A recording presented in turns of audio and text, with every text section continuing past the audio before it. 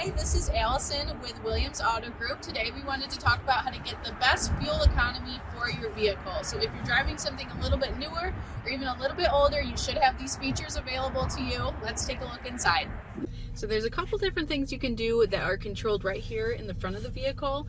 The first one is going to be cruise control. If you have the option to use cruise control, that's definitely helpful. You're not constantly accelerating. You're kind of keeping a more consistent pace. Also, if your vehicle has economy mode, that is a great feature to use. You can get a little bit more fuel economy that way. Usually you can find it in vehicles within their drive modes. A lot of cars have sport, normal, and then eco is going to be that last third one. Another great thing to use is the auto start stop. If your vehicle has that, it will cut off your engine while you're sitting in traffic, while you're sitting at a red light. You have to have the brake fully engaged in order to turn on the auto start stop, but it makes it so that your engine is not constantly running. Just that little bit of extra kind of helps with the gas mileage on the vehicle.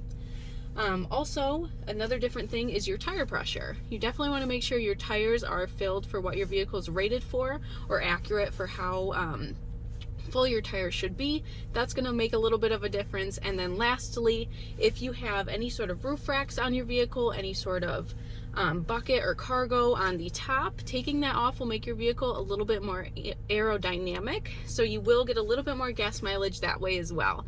If you have any other questions about how to save gas or fuel, feel free to reach out to us at Williams Auto Group.